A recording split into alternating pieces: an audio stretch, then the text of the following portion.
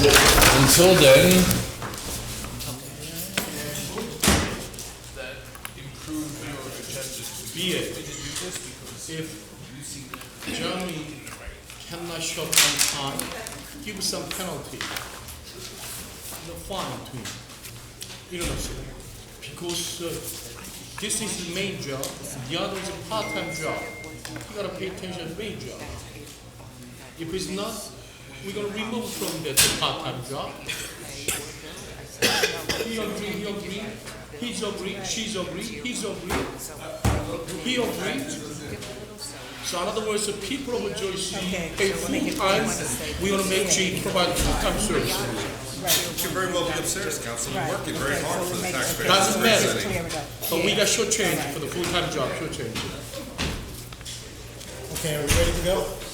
We're ready. Okay, we have everyone in attendance except Candace.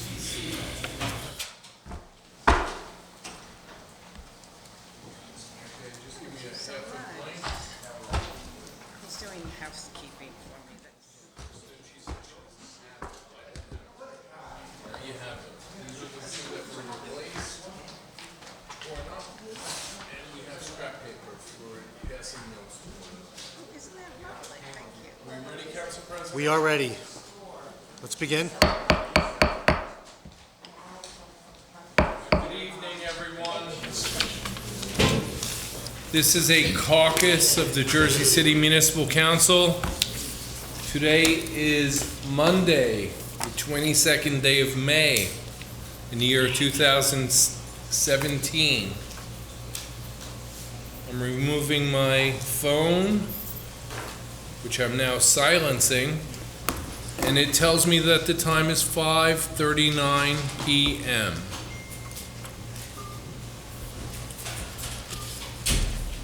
Present, Councilperson Gajewski, Gadsden, Bagiano, Yun, Here. Robinson, Rivera, Waterman, Lavaro. Here. Absent, Councilperson Osborne. Take it away, Council President. Okay, good evening, everyone. We have a couple of presentations tonight, and we're going to start with Annie Berthoff from the I-Team. Yep. Do you have to use the? No. Okay, great. So I'm presenting on the Zucker report, which most of you are probably familiar with, that was conducted over the last year. These are handouts of the presentation. There's 10 if you can pass them along. There's 2 that are larger print. Actually, I'm going to keep one. Thanks. Thank you. Annie Berthoff? Yeah, thank you. So once you have them, I'll get started. Are you about something on the agenda or this? No, this was a Okay, no problem. presentation on the Not Zucker a report. problem whatsoever. Just wanted to be sure that I wanted to connect it to the appropriate item. Okay. So please begin, Ms. Berthoff. Thank you. So I know most of you are familiar with the Zucker report. You've probably heard about it. So in late 2015, I work in the Office of Innovation, and we issued an RFP in order to hire a consultant to come in and evaluate the city's permitting, licensing, and development review functions. And that kind of stemmed from our work with small businesses and working in neighborhood commercial corridors. And we kept hearing over and over from small business owners that they felt it was very, very hard to open a business here for a variety of reasons, often having to do with licensing, permitting, things like that. So we hired professional consultants. If you want to go to slide 5, on the second page, this RFP was issued. We received 6 responses.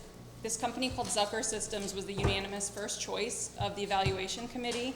They have many decades of experience working in municipal government, directly in planning and construction departments. They've done these types of studies for over 100 municipalities all over the country.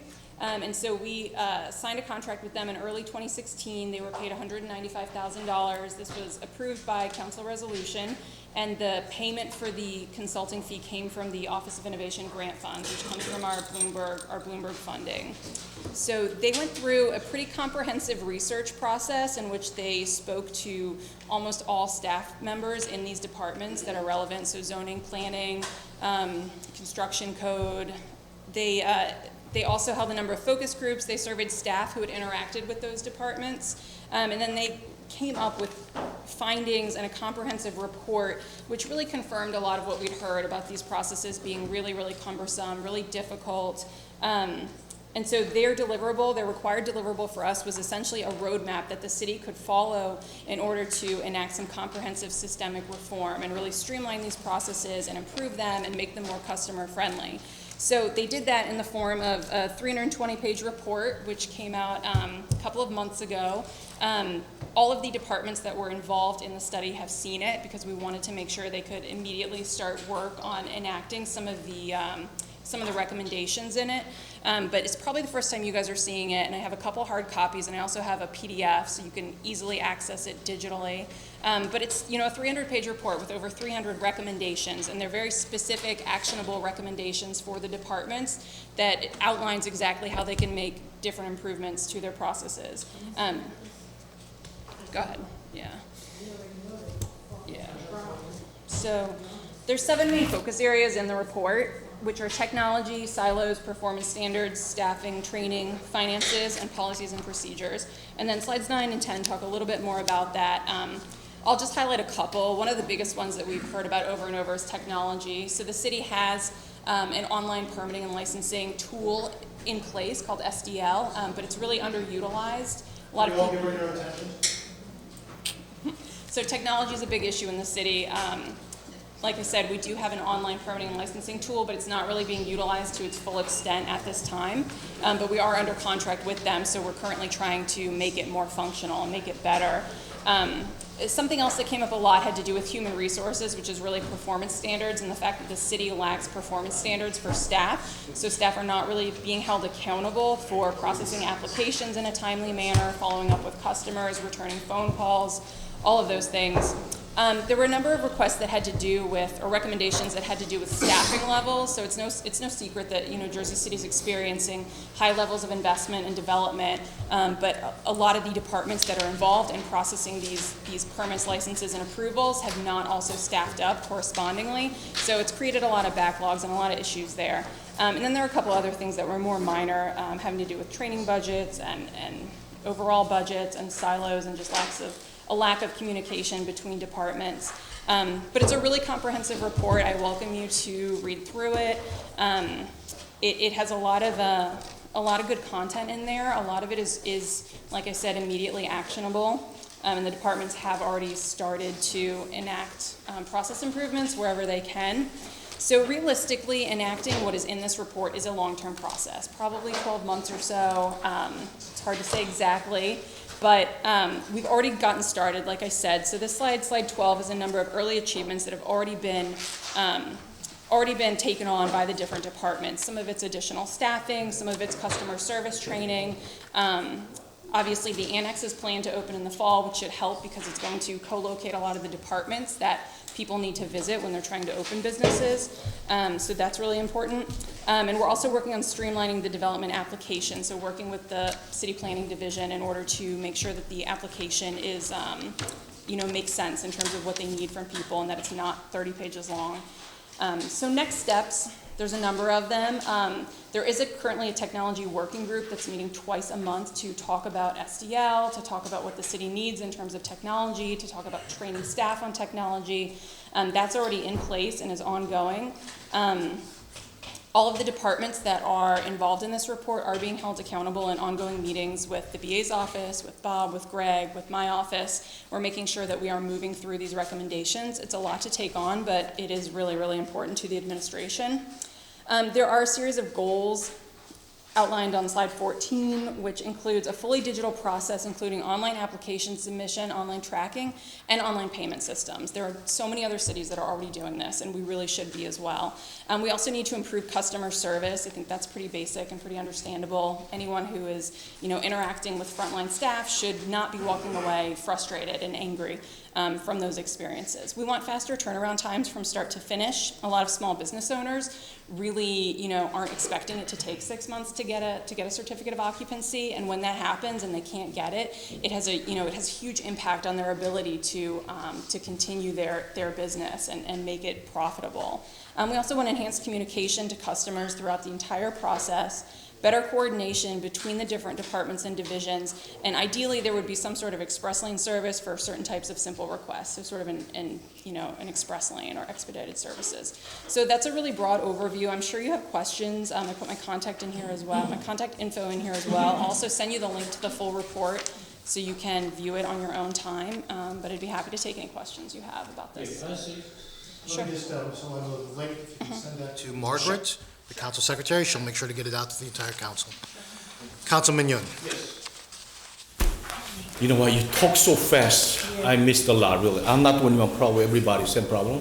With the noise or air conditioning, actually, we missed a lot. But do me a favor, did you read all this one? Okay, then. Because the amount of documentation will be handled every week is a lot, so do me a favor, summarize that, what is a short-term plans, what you have, and the long-term plan. And based on short-term plan, if you achieve the short-term goals, what kind of a budget you need for that, and the long-term also. So at least the council knows that in a long-term plan, how we going to be allocate dollars for as a capital improvement as a BA, much easier for him, right? And also council people, we are the members understand what is the next year's goal, what we can expect for next year. Sure. So can't you do that? You said there's an executive summary on that? There is, yeah, and it's prioritized what needs to happen in the first phase, what can happen second phase, so that's. And also, can we have, I have this one. Yes. Yes. Want to get printed copies for the entire council? I can, I have to get them printed outside, it'll take a little bit of time, but we can, if that's necessary. Council President, when you have $190,000, we deserve to have one. Yes, we all Right? need to have one. Okay. Other questions for Annie? I have, If this much, what kind of question are we I going to think ask? folks want to digest what's in the report, and I'll just quickly ask a couple of questions, just looking at the goals. Oh, actually, can we also get a copy of this presentation? Yes. Electronically? And so as it pertains to the goals, the final slide, do you have a timetable or a deadline with regard to the first goal, fully digital processes, online payment systems? So that's an important one, and we are currently under contract with SDL through May of 2018. So up until that contract ends, we have to, do our due diligence and make sure that we are getting them to make upgrades to the program that are necessary. A lot of the departments struggle with it's sort of inadequate in some ways. So we're trying to make sure that between now and next May that we are holding them accountable to make all of the upgrades that we need, get these processes improved. If it turns out though that technology solution is not the best for the city, I've heard that there are others now that may be better. They might be cheaper, they might be easier for staff to learn. We'll also be looking into that at the same time so that once that contract ends, if we do want to either go out to bid or select another vendor from the state contract, we'll be ready to go next May. Okay, with regard to faster turnaround time from start to finish, did the report come up with a baseline for us on turnaround time? They weren't able to specifically because there's not good record keeping in terms of that, or from some of the departments, I think the information they were telling us about how long it took to get a permit application turned around was maybe not completely truthful, or was sort of their wishful thinking. So we don't have an accurate baseline. Any other questions? No. Yep. Okay, sure. thank you, Annie. All right, no problem. All right, our next presentation, you guys are ready? Yep. Comes from Stan, and who else is presenting? Stephanie.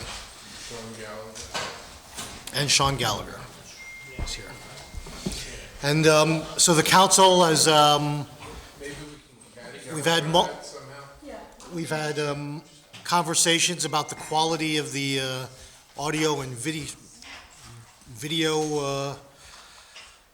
quality of the council meetings and within the council chambers.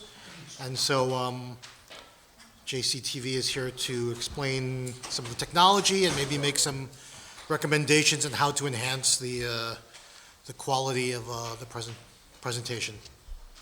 You want to turn off those lights? It's a lock it so no one Okay. comes walking in. Takes the TV out. That would do that for Yeah, only from outside will you know it's locked. So, I'm going to just take you through this. It's very simple. I'm going to try and explain to you with as little complication as possible. So there are three things that go into making a picture, any picture that needs to be printed or made into a movie or a photograph, whatever it is. That's your camera or some device to take that photograph or video. That's your output, whatever it is that once you've made your picture, you connect your camera to something, and then that allows it to either be printed or made into a video or whatever you're doing with it. And then there's the broadcast medium, meaning in this case, I want to talk specifically about FiOS and Comcast because they are the platforms from which all our videos are broadcast, aside from YouTube. YouTube is another one. So, sorry about this. It's a little bit complicated. But so resolution is the number. Think of resolution like little boxes. Like if you divide a picture up, a box into a grid. So if you have what old-fashioned televisions, like what some of us grew up with, those little square things, right? You've got 640 little boxes across, up, and 480 little boxes across. That's what you've got. If you multiply that, you'll get 307,200 dots per inch. And what that is, you've seen this DPI, you see that in everything. How many dots per inch? If someone asks you for a decent photograph, they'll say, give me a high-resolution photograph. You want it many, many dots per inch. Standard definition has only a few, very small. DVDs were a step up. As you can see, 720 pixels tall and 480 wide, and then what you've got is, wait, I'm backwards. It's 720 wide and 480 tall, but that has 345, almost 346,000. So there's a few more dots in there, a few more pixels. HDTV has there are two forms of HDTV. There's the HDTV that is being shot right now. This is 1280 by 720, 1280 across, 720 high. So you've got sort of an image that looks like a postcard, right? Then there's full definition HDTV. That is 1920 pixels wide by 1080 pixels tall for a whopping 2 million something dots per image. Are you with me? Yeah. Stay with me. Those things we don't know. You do. You need. I'm sorry. You need to know it. Okay. This is the size of the picture in 2012 that was being given to us to broadcast for your, in all its glory. That big. Okay. Standard definition. Tiny, tiny, tiny. All right. Okay. The next thing that happened was this. Okay. This is what is output from the camera and given to us to put onto broadcast television. It's still pretty small. This is what these guys do.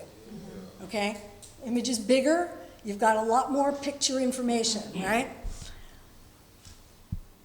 And this is what we shoot, JCTV, when we shoot high definition. This is the size of this picture. You guys look great. Okay?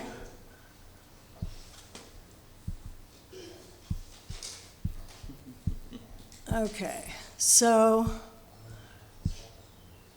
this is all of them together. So this is the difference. So this was 2012, 2016 or 17, 2017 in the Caucus room, and shot with JCTV, okay, or any other broadcast, any other professional broadcast. So the other thing that happens when we shoot, when something is shot, what goes in, what is shot by the camera in the caucus room is actually this size. The problem is it's output to there, and the reason for that is because the upgrades that were done did not include the console, the video input control system, right? So because it goes in there, it smushes it, it compresses it. And it comes out that. Who controls it? This is who control, that's the thing that Robert controls. No. Well, yeah, we just need a console. And Sean can talk to that maybe. I don't remember, I don't know how much that was, but that was. So, these are the options for better looking video. We could upgrade the video input control system for an unknown amount of money. We don't know what that is here. We could get videographers the way we have here. You'd need two of them, one looking one way, one the other, and they would have to edit it. So there's an extra expense there as well. Just a little history. We had never televised city council meetings. The room was not built for the purpose of that because we had been broadcasting the city council caucuses. And there was some shortcuts taken along the line by this former city architect that took the foam that was supposed to be in the back of the room as a sound deadener. He didn't like the waves in it and had it sheetrocked over. So all I can say is we didn't put equipment in there that was up to the task of doing what we wanted to do. That's all. Okay, then. Okay, so how do we get there? So, and then there's one other thing that you have to know. Both Comcast and Verizon do not broadcast Channel 1, or what used to be Channel 1, our JCTV, on high definition. It's standard definition. So it smushes this image down to this size box. So, and that's always the way it's going to be. However, this still looks better than this picture still looks better than what we're getting now.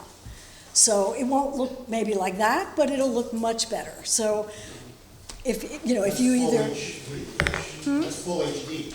Well, this is HD, but they smush it down. Right. So again, don't ever expect that what you see on Comcast or Fios will be equal to what you might see on YouTube.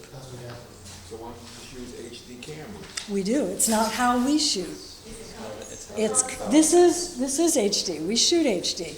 Comcast and Fios as government channels do not have to give us high definition channels. JCTV shoots in HD. The council meetings are shot in which standard? They're shot in HD, but they're converted to. They're shot in HD. Yes. But Those cameras are HD up there. They are. They're smaller. They're not big HD, but they're smaller. But are there HD that go to whatever 2 million pixels cameras that we can put on the wall? Maybe. That won't There's solve the probably this. Okay, Steph, if these people are gonna operate like this. Can I, Stefan? Actually, 2013, after we left, when we chose the JHTV one, not only myself, a lot of people complained about the quality image and the sound system. So 2014, and the BA remember very well, when they issued $36 million bond for the capital improvement, at the time we allocate around $300,000 allocate for the capital improvement for sound system to chamber in here, and what else? Video system. We allocated money already. Don't say yet because we allocated $300,000 of bathroom improvement is still not done yet. But let me tell you, we allocated $200,000 or $300,000 we allocated for that. So now, because of their money, they spend a part of their money, purchase some another extra speaker behind the council chairs. Let me say this way. When these guys shoot the HD, when we watch TV at the home, very good. But when we see the council chambers one, terrible. Right, and that's what I've been Just trying let to me finish this explain one. why. Yes, let me finish this one. So now, over here you ship by HD quality, you know what I'm saying? And which actually we're not even putting the penny for that because they're by serviced by contract. But so 200,000 not even spend a penny over here. Yes. We, no, yeah. This one broadcasting is Sam, Comcast, Verizon, Fire, but quality is very, very good.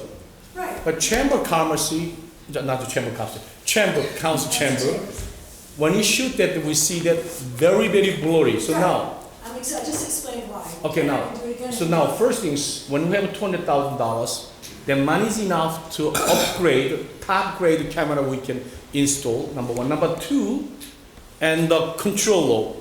I think a 200,000 enough to change the controller. Okay. I am not privy to this $200,000 information, so someone else will have to address that. Yes, we did. BA. Tell them. What's that? There was money allocated for this project. I don't think it was 200 to 300. I want to say it was about 100,000. No, $100,000. Around $200,000 we allocated.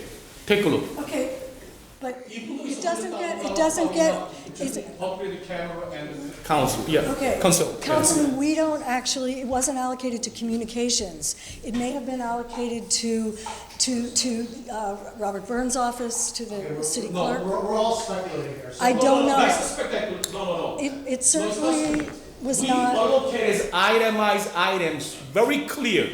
but not to communications, which is why I don't know about No, it. with communication, period. Don't change a word. Let Stan speak. Speak, Stan, clear this up. Right. I think there's some gray areas, and I think there might be a little miscommunication. First of all, when Mr. Byrne had the foresight to build this system, when they redid the whole historic restoration, he put in a system that was good for that time, all right? It's low end. When we tried to integrate or upgrade, when the new administration came in, we had a whole team of people from various offices, and we made those upgrades, $20,000 worth of upgrades, better cameras. But guess what? It's like putting new wheels on an old car. It may not work right. It got better, but it's not a new car. So what's going to happen, and I don't know if the city wanted to allocate this money.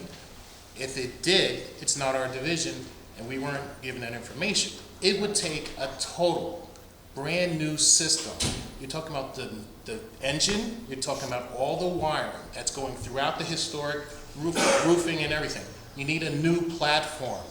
Then those cameras would have inherently been better. But you're on an old system, new cameras made it better. $20,000 was spent there, another $3,000 for better monitors, speakers. Councilwoman Gajewski requested at that time. When they BA, I was a lot of respect and especially Joy City Business Administrator Bob Kay, very smart. I think it's capital improvements you're talking about, but capital improvements don't come to our door. That's not our jurisdiction. We just have communications, and that's all we can say. It doesn't matter which you go. The money allocate just purpose of the increased sound system and the video for chambers. That's clear. If you want to see that the documentation, when you have 2014 improved at the 36 million the bond, the itemized is clear. Yeah, so So now what I want to know, because of I that can see money, that to you, Councilman. So like, because of that money allocated, they able to put a couple of speakers behind Joe, if he knows that. That's what they use a part of the money. So rest of the money after spent, where the money's gone. Yes, but listen, $20,000 And went to the cameras. Even $100,000. answer.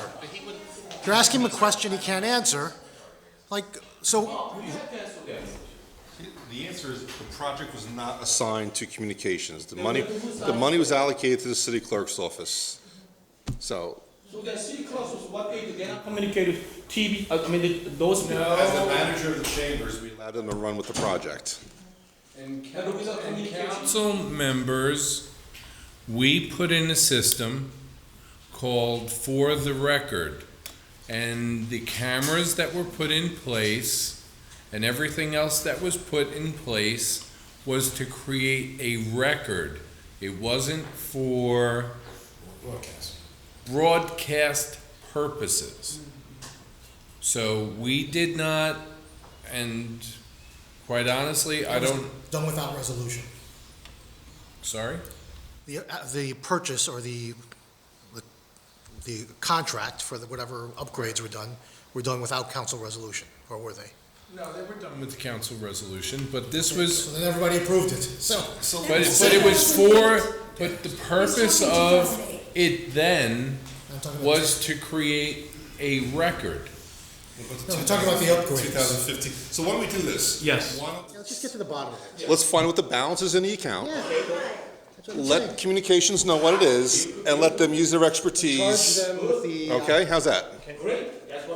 Yeah, so. Can I make a suggestion as well? Since we're gonna involve communication, which I think should have been involved from the very beginning. Thank you very much. However, we have the gentlemen who are broadcasting the caucus. Why not include them, maybe do another contract or revisit the contract and have them broadcast the council meetings? Because I have to be honest with you, when I cover the council meetings for Robert, I find it very difficult to operate the camera and also to take the votes for everyone and get interrupted, you know, with people interrupting you and all that. It's not an easy task. It's really a two-person job, to be honest with you, and that task really shouldn't be on the city clerk or the deputy city clerk. That's a different conversation, because now we're talking about operating money, right? As opposed to capital money. And so we're talking about this council approving additional dollars on an annual basis just for the broadcast of the, which is fine. We just we have to figure out a number then in that case. And Bob King, business administration, why don't we do this one? One, cost, calculate the cost to improve that the HD quality, so on, so whatever, you know what I'm saying. They knows their part. And also get quotation from them, how much will be, you know what I'm saying. So we can compare with that. If we invest the cost, we need $100,000, but if they ask only 5,000 extra, then we can loan 20 years, you know what I'm saying, with their price, without that, you know what I'm saying. So let's calculate some numbers, you know what I'm saying, measure both. So what is the best for the taxpayer, we go for that, okay? Just so you know, in order to upgrade the room, we're not just talking, because the cameras are there. They are HD cameras. They may not be the best quality HD cameras, but they were the best quality at the time when we upgraded, because we upgraded not only the speakers that are behind you, but we also upgraded the cameras, and we also got we call it the Black Magic box, but that's an encoder. Video It's an encoder. encoder that communications is able to take, instead of getting it for the record, which they used to do back in 2008. okay, we've belabored this. I don't know. Let's just get the numbers. We will Okay. get some proposals for you guys. Let's just get the numbers. Yep. And then can council do can that. consider them, okay? Yeah, that's what I was. Thank you. Oh, and about the last one, scheduling the program, you know. The people complain about the date. I can address that. Since your council meeting that was 6.5 hours, and ended at 1:30 in the morning, we've gone to a full primetime schedule, so you'll see the council and caucus meeting at 8 a.m., 8 p.m., 2 p.m., and 2 a.m. every day, actually. Unless there's another extremely long council or caucus meeting like that, we can't start at 8 o'clock, because who's going to stay up till 2 in the morning to watch it? So we'll probably start at 6 p.m. and to cover the full prime time, if that's okay. I just want to make sure that hot as a monitor. Ivan. The next day after every council caucus meeting, it's on our YouTube page, the official Jersey City YouTube page. They're 24 hours a day. So if you're not using a computer, you go to our YouTube page, the official Jersey City page, JCTV on YouTube, and you can see that meeting the next day. Okay. So we're gonna see better, right? Good. Well, we're gonna give you some options, is All what we're right. gonna do. Good, thank you. Okay. I'm going to do something that we don't normally do, but going to ask for, is it, what's the name of the developer for the Ocean Avenue? Or, okay. I've forgotten the name of your company. RPM. RPM to come up. RPM has an ordinance for a tax exemption, and that's because we have representatives also here from the Jersey City Redevelopment Agency who can't stay long, and they will be a resource on this as well. So can we have RPM come up? It's 3C.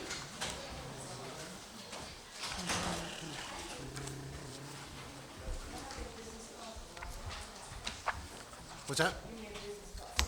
Yeah, if we can get, You're the acting clerk?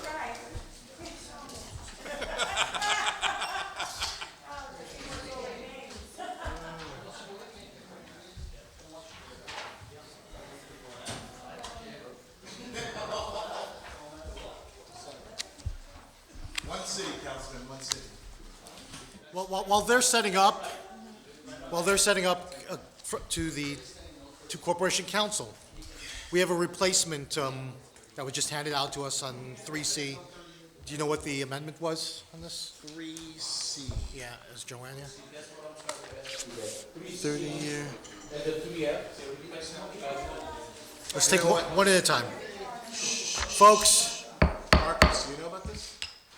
It's the ocean, it's the, RPM. Yes. There was a replacement just given out to the council Yeah, what's the change? at this meeting. I just want to ask something before you start.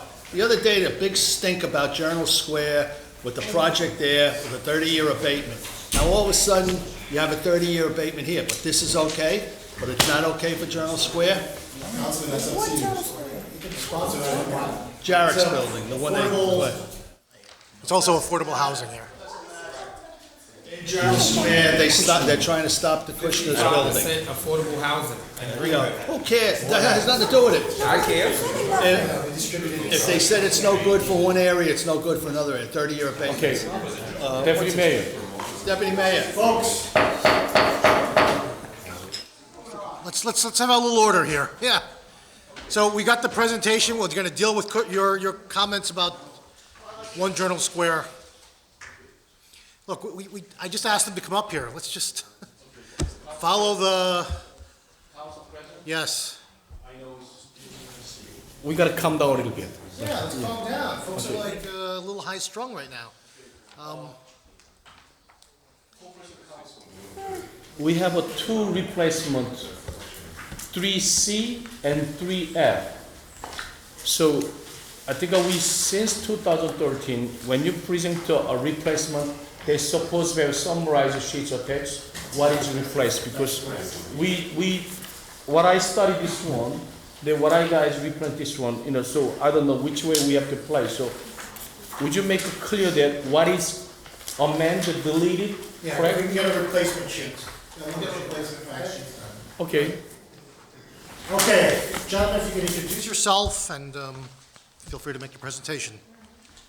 My name is Joseph Portelli. I'm Vice President of Development for RPM Development Group. We are a Montclair-based developer of affordable and mixed-income housing. Since 1986, we've developed over 3,500 units across the state of New Jersey, and we specialize in redevelopment and green building. We've done over 30 LEED Platinum buildings. That's the highest level of green building certification offered by U.S. Green Building Council. And we do everything in-house, start to finish. So we have a development team, our own construction team, residential and commercial leasing, income certification, recertification, and property management, and we still retain ownership of all the housing units that we've done to date. And I'd like to tell you a little bit about the project that we're calling Jackson Green. And to orient you, it's 5 sites located around the hub and the MLK light rail stop. Here's Ocean Ave, here's MLK, here's the hub, and here's the light rail station. It's 5 sites, a total of 99 units, 54 of which are affordable housing, and the balance of which are market rates. So we're serving low and moderate income households and providing economic boost to a neighborhood that's seen some redevelopment. The first site is at the corner of Ocean and Kearney. Second site, that's 42 units. Second site is Ocean and Orient, 29 units. Third site is Virginia and MLK, that's 12 units. Fourth site is 421 MLK, 9 units. And the last site is Virginia and Ocean, that's 7 units. I'll go through the renderings now. So this is the building at the corner of Ocean and Kearney. It's 42 units. It's a 5-story mixed-use building. Not only is it mixed income, but it's mixed use with retail on 3 of our sites. This building in particular has a community room that's accessible to all residents of the project and our on-site management office. The building is set back on the side, so this building in particular offers terraces. both market rate and affordable units. And there's some on-site parking here. Again, 42 units. The second site is at the corner of Ocean and Orient. This is 29 units. This building has some ground floor retail, also some on-site parking, 5 stories. And the 5th story here is set back just a little bit, so there's a common roof terrace for residents at the top floor. And as you can see, every building has the same architectural language. It's brick, it's storefront glass, fiber cement siding and panels, but the differentiation is just the shape and the color. This is on Virginia at MLK, 12 units. Again, it's a mix of all studio 1s, 2s, and 3s, so there's something for every type of household at a range of price points too. This is on MLK, just north of the light rail stop. This is 9 units, and this has about 1,600 square feet of ground floor retail. No, each building is mixed. 6 are affordable here, 3 are market. And finally, this is the site at Virginia and Ocean. This is 7 units, and this has just under 800 square feet of ground floor retail. And the primary financing for this project is low-income housing tax credit program, for which we are applying at the end of the month. And we are seeking a pilot for the project, not just for feasibility, but also to preserve the affordability over the long term, which explains the 30-year term. So that's the project in brief overview. It's a great project, Bill.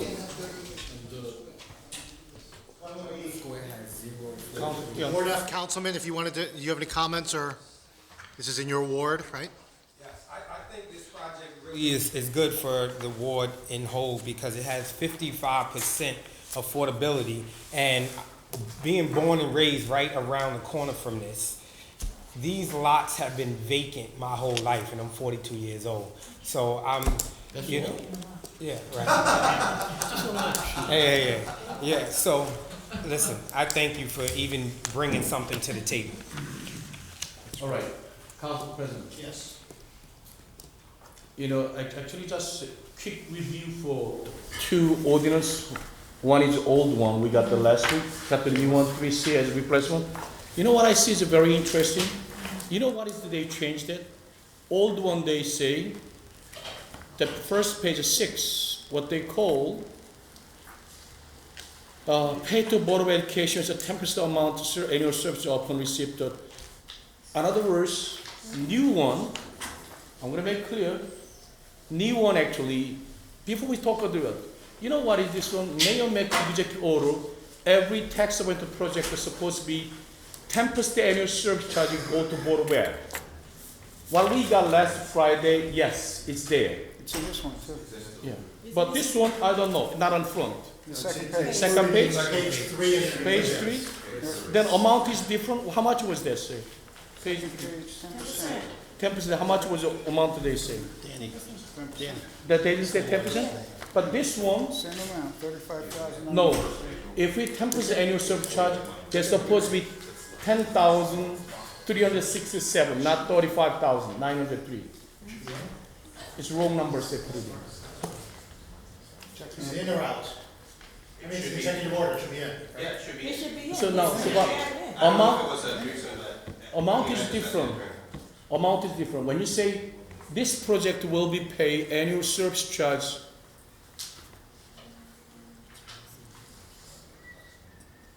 so $10,000 around year. So if we 10% of $10,000, they're supposed to pay 10,367 based on that, but they turn out the $35,000, $903. So number is a big difference. So just make sure that I don't want you guys to pay too much. I think that the question. I just want to pay right amount. You just have to pay 10,367. You guys put on the contract $35,000.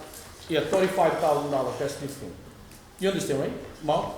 Yeah, so I think the clarification, the reason why we did a replacement was around that issue, and it was just to clarify that the 10% comes out of the city's end, not at an increased cost on the developer. That's per the executive order. So you understand? So it is in there and it's The accurate. payment still is gonna go in, and that's what Corporation Council is explaining. The $35,000, 903 is still gonna go to the school district. However, it's not an additional payment that the developer is going to make on this project. Is that the payment that they're making to the city is going to send that money over to the school district. Yes, we understand. So that's what was clarified. That's what was To clarified. clarify to that, what amount-wise, right on here, they say around the $35,000 go to Board of Ed. If you calculate 10% annual service charge, they're supposed to go $10,000, not $35,000. Just want to make sure they correct the numbers. He's saying the Board of Ed should be getting less? Yeah, less. We'll That's what he's saying. We'll double check He with, said it should be getting less. with tax. That's no problem. You understand, right? You got it, right? I got it. 10% annual service Yeah. charge is supposed to be 10,000 and not 35,000. So, thank you very much. See, I like the Bob K. He's moving pretty good. Pretty good. All right. Yeah, Mr. Marcos, I'd like to ask you a question. All this week, and past week and a half, all we're hearing about is the building going up in Journal Square by one of the KREs. And 30 years, Cushman. All right, okay, whatever they are. And 30 years is no good, 30 years is no good. Well then, how come we have here, and in fact, I got a thing from the, We all stand up, salute. I got a text message from the mayor about 20-year abatement, and am I gonna sponsor it? Because they seem to be backing off of the 30-year abatements. But here, you got a 30-year abatement, I don't hear anybody in this administration complaining about this. If this gets 30 years, then I want it in Journal Square. And I want Journal Square to give us developed. 55% affordability. No, the developer does what he wants. The developer does Very what different. Right. All I can say, Councilmember, is that the statements that the mayor made were public. The mayor's statements are what they are. When that application is ready for your review, it will be brought to your attention and you will have a chance to vote for it. Each council member will have an opportunity to vote and judge the project by its merits. This project, however, is not only in Ward F, it's the only project so far that we brought that has more than 50% affordable housing, so therefore it falls under tier 6, no, tier 5 or tier 6. So it's not even on the tier policy per se. So it's definitely more than what we require for a project to be eligible to be considered for a 30-year. So that's the reason why it's being brought to it. As you understand, the proposal that we have on the table for Journal Square, again, it's not on the agenda, it's not ready to be brought for you to vote on. It has no affordable housing. My understanding is it's not, they don't have it prepared and it's not ready, meaning the developer. Point is that it's been an issue all week, and now you're turning around, all of a sudden you're all against 30-year abatements because the election is coming up, but now it's okay here. Listen, I'm all for affordable housing. There's more people moving out of the city because they can't afford to live here. But what Kushner does, well, that's not the point. We're talking about 30 years. I thought we were dropping everything back to 20 years or 15 years, but now, so I don't want to hear it when Journal Square comes up, because I want to see Journal Square developed. They'll get your vote on that? Listen. Submit the application. We should move on. Listen, don't get me started. Okay, Council President? I think you're already started. Yes, sir. All 54 of these units are the first, real set of housing that's going to be monitored through the new program that we voted on, I guess, last week. Yes. That it's Jersey City Residents. Yes. So all 54 Jersey City. Yeah. The primary financing is coming from where? The low-income housing tax credit program, it's a federal program. Federal program, so. Yeah. It's exempt. So it doesn't apply. It's exempt. But they do follow HUD guidelines. Y'all follow the, And more than likely, our marketing is going to start very local, so more than likely, we're going to hear from Jersey City Not residents necessarily first. more than likely, those 54 are dead smack in the Right. middle of Ward F, right, where housing is so much needed, so. Yeah. So there's no assurances, whatever, that these homes, these 54 pieces of housing will go towards the residents in the immediate area. Well, they have to, I don't think it's fair to say they're in the immediate area either. right. If Jersey City Housing in residents. Jersey City is for everyone who's in Jersey. So these housing units are open to everyone in the surrounding area, New York.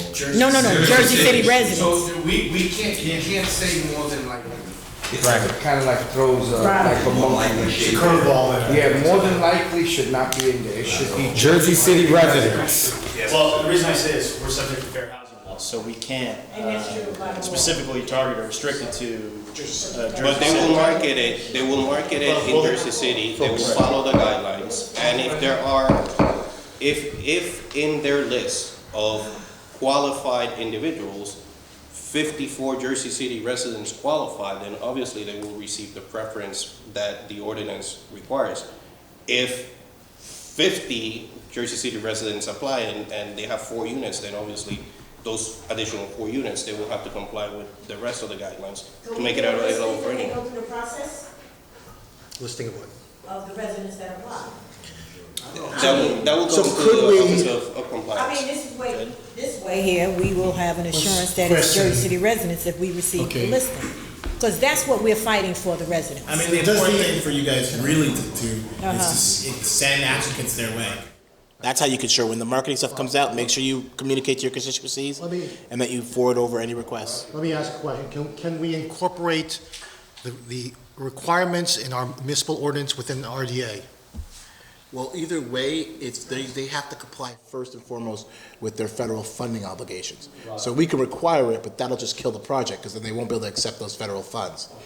You see what I'm saying? So you gotta No, I balance. don't see why they wouldn't be able to accept federal funds. Because the federal funds come with a federal obligation to comply with the Fair Housing Act. It's a statute. Income guidelines Yeah. from anywhere outside Yeah. of Yeah. whatever, like, it's not gonna be like Jersey City, like, whoever meets those 80, Mhm. 50, 30, whatever type requirements. Can on apply. First dibs. And my only concern is that, as all the Yeah. development, where the 99 pieces come on board, that the immediate residents and anybody else who's coming Right, into I the agree. area are going to take full advantage of whatever those, and that's just my concern. Right, no, I agree. I mean, I'm just thinking Okay. like. I know what you how mean. development- I know what you're saying. Okay, well, So we got to first figure out how it things, can be done. thank you But for they your got a effort to federal build up the affordable housing units, that's what we need actually. It's a gentrification in Jersey City, very serious problem. But now, we have to be understand a couple of things. To order to get our support, a couple of things we have to make clear. First things, you build up the 99 units, 54, yeah, my support. My support, when I say my support, the 54 units will be low or medium income AMI in this area. So now, then my major concern is that selection of a tenant is my concern. Because if you play the first come, first serve, then they have our concern.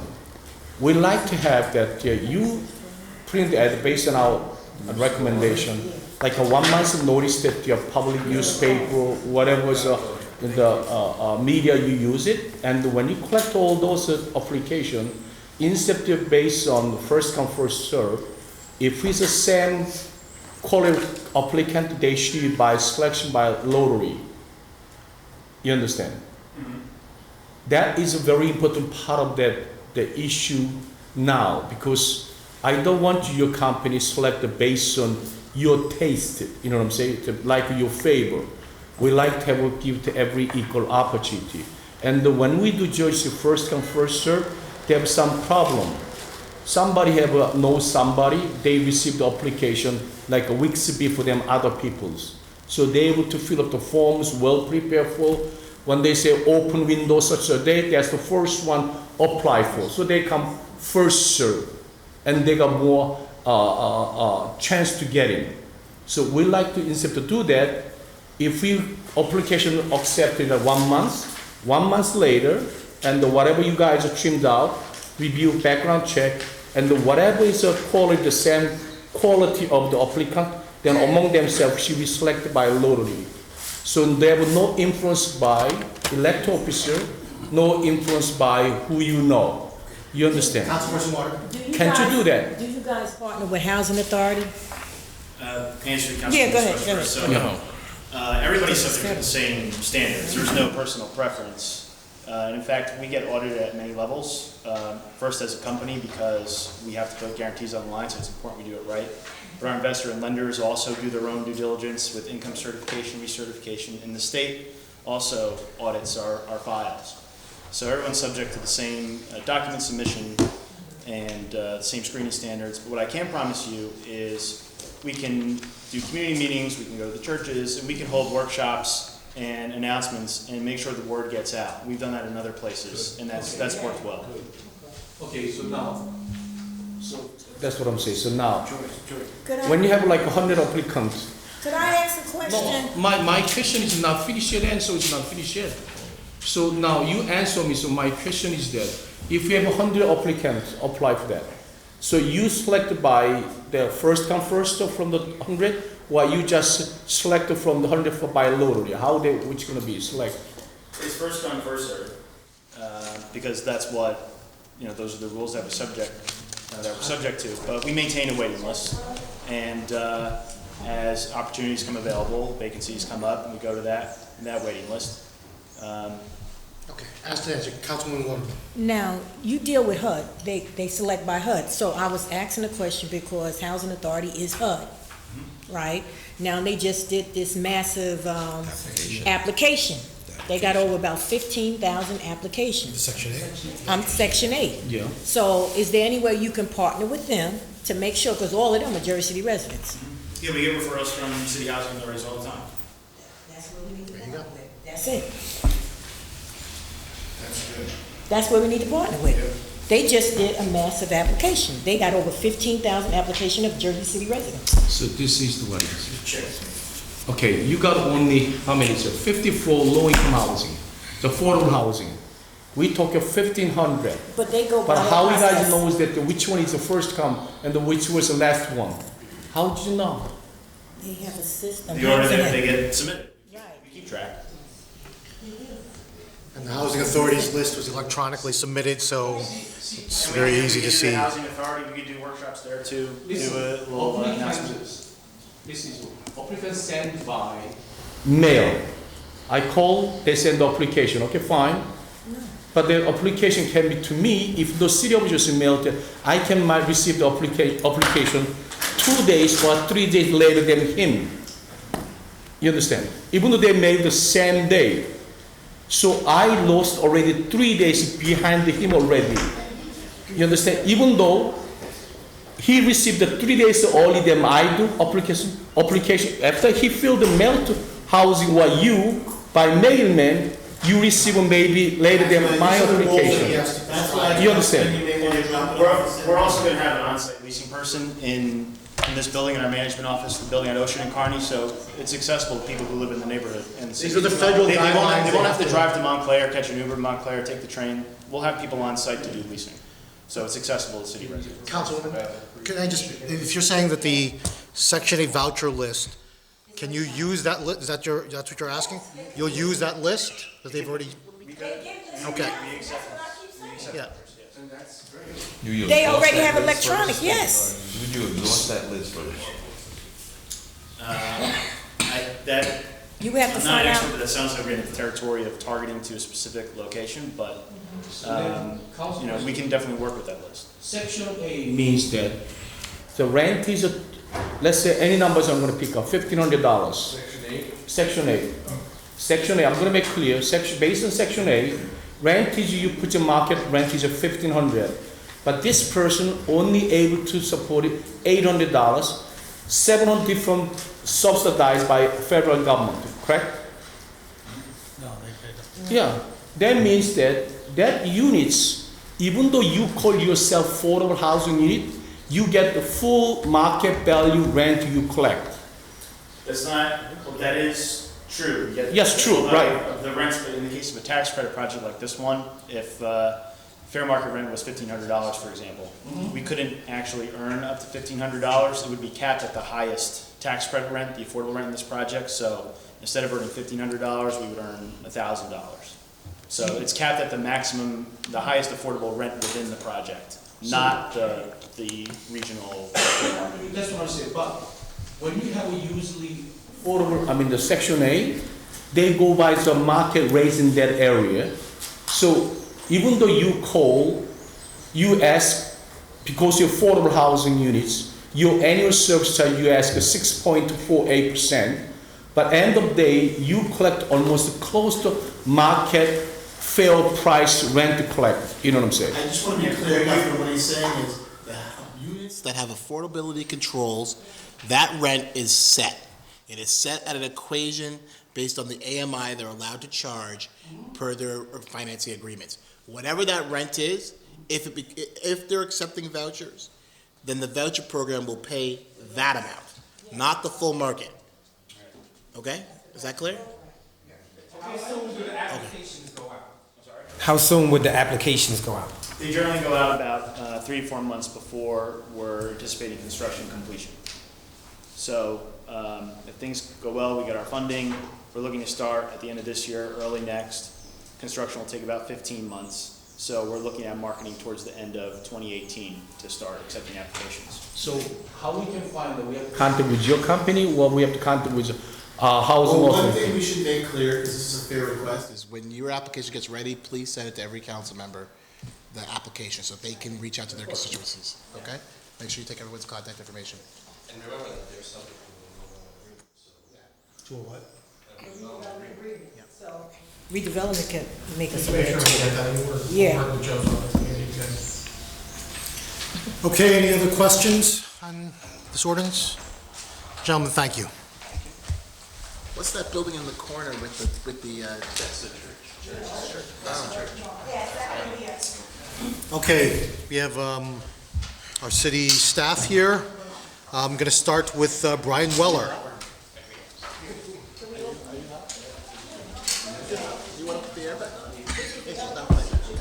Brian has 10M.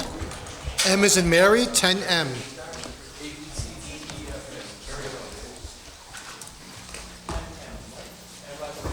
Yes, it's a resolution ratifying a professional services agreement with Adams, Raymond, and Hagan Associates in connection with soil investigation, architectural and structural design, and construction administration services for the emergency apparatus floor replacement at Engine Company Number 10, 283 Holiday Street. Thank you, Council President. I'm reading all there, Councilman. while I Yes. was Getting my bearings. Go ahead, Brian. I don't think I can add very much. Conditions are at an emergency level. The DPW director declared an emergency, and my office looked at it. We could not disagree. So we're in the process of designing the floor and basement slab to support the new structure for the apparatus, because it's sinking and causing an unsafe condition. So the entire company has been moved out. All the 2 vehicles have been moved out, so there was no more interaction until we get it fixed. Did we do that this one back 3 years ago? There was a structural analysis that was started at that point, but it has, yes, but it has accelerated to a point where they felt unsafe, and we felt unsafe with potential personnel being in the basement or having a truck cause a collapse. So what was the actual problem? You know, I thought that 2 years ago we fixed that. No. We hired some engineer to find out, right? That was just a study. That was never designed to be replaced. Oh, just. Yep. So what's different between this one there? It's a historic structure, so it's subject to going through historic preservation review. However, in this case, because it's an emergency, we've accelerated it through and gotten staff, personnel, and equipment out of there. Brian, has this work been started? Yes, it has been started. Soil probes have been done, and everybody's been vacated out of the premises. And what's the completion date? We don't have a completion date yet, but we should have drawings ready to go out to bid within a month. Okay. The one that put up the fence around Persian Field on the Summit Avenue side? Yes. There, the kids are coming there at night, going over the fence and going by the reservoir. So I was gonna call you today, just to get a chance. Before somebody drowns in the thing, we have a child killed, they gotta raise that fence higher, because they're climbing right over it. Okay, I spoke with the DPW director. He has the fencing contract. I thought he was working on that. He didn't reach back out to you? No. Okay. But they better do something, because I guarantee you, they're in there drinking at night. I know they worked on that before, right? They worked on that fence. Is that where, Persian Field? Persian Field, the kids jump right over it. How about Riverview Park and Mosquito Park? People park, actual, no, alcohol, I know. Okay. That's the point. Next, Barka Patel. Barka has 10K.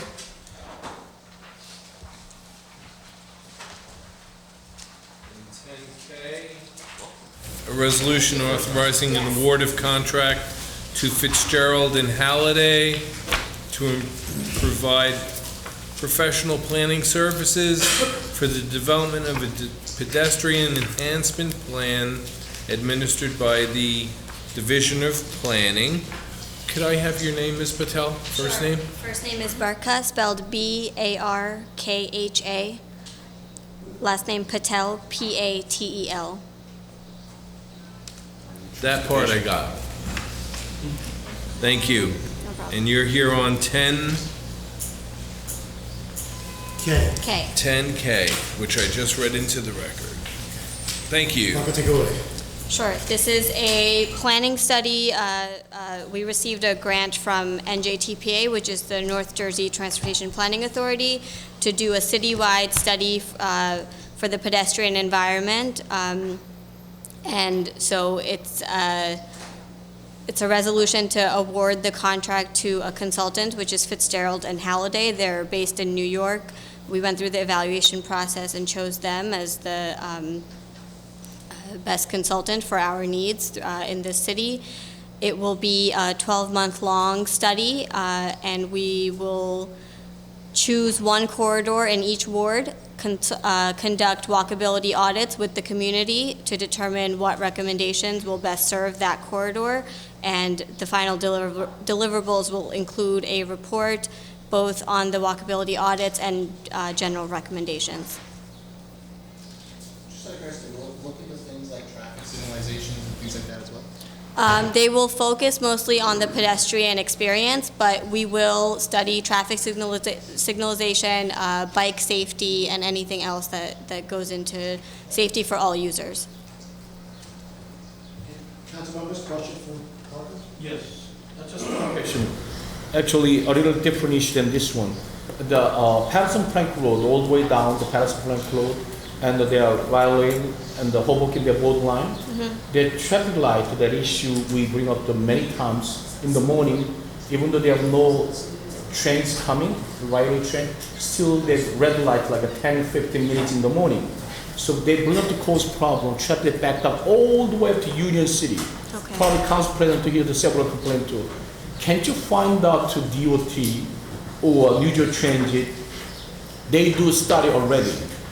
We like a copy of study, and through the study, what kind of plans they come after, you know what I'm saying? So I like to those information. Is this the connectivity study that was done between Hoboken and Jersey City? It was a joint study? Okay, yes, I can look into that. Okay, but look into that and give us some summarize that report. Sure. What was it, what they recommended, okay? Sure. All right.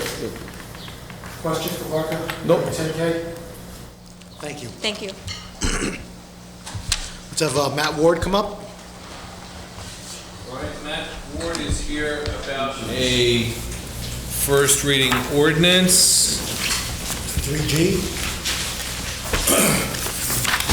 3G is an ordinance of the Municipal Council of the City of Jersey City adopting amendments to remove formula business restrictions from all redevelopment plans. Good evening, Council. Earlier this year, there was a new director, that Anicia Chalone, that was made Director of City Planning. And she's been working over the last couple months to get up to speed on all the city's land use policies, and assigned staff were needed. The formula business restrictions that were instituted in several redevelopment plans in 2015 was taken a look at, and staff was assigned to study it anew. And so we did some more research into case law regarding formula business restrictions, store caps, separation distances between certain types of stores, and looked at the case law that has been generated from that sort of legislation nationwide. And there was a couple of things in the way our ordinances were written now that led us to the determination that our city ordinances may not hold up under strict scrutiny of the federal laws. Those being the dormant commerce clause, which dictates that state and local governments cannot regulate matters that economically burden or discriminate against interstate commerce. So in our definition, we talk about how there can't be 10 or more of these stores within 300 miles, which, is directly might burden interstate commerce. Also, a lot of the case law that has been won in the side of the plaintiff was that that they apply equal protections, laws under the 14th Amendment. And that also seemed to apply to some of the way that we have divvied up certain land use categories while we're selecting to apply formula business. Now we define formula business and then we apply it to certain land use categories, and we need to study the reasons why we chose some land use categories as opposed to all that we've defined in Jersey City. So that being said, this planning staff recommends an ordinance is adopted to repeal the current formula business restrictions from the redevelopment plans to permit time for city planning to study the matter and see if we can craft something else. So in other words, the downtown, they will restrict your franchise, but not anymore, right? No, no more. That's This the will yes. revoke it. That's effectively what this ordinance, passing this ordinance would do. It would take away those restrictions. When they restrict your franchise a certain area, it's not really, it's a very un-American idea, actually. That was a very dangerous idea, was it? But I was supported because I told them, welcome to franchise, come to Central Avenue, main business district. But now, if we demolish this one, well, we got nothing to gain, so all right, go ahead and kill me. Oh, Okay, any other questions? Yeah, would you do me a favor? The director's been here for 3 months, maybe 4 months now.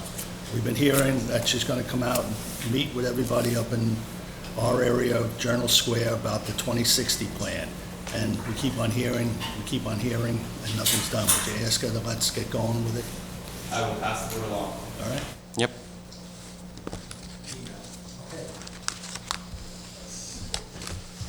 Let's go ahead and continue. It's, Steve Miller, you're up. Steve has a number of items. 10H is the first one. Let me get there, please.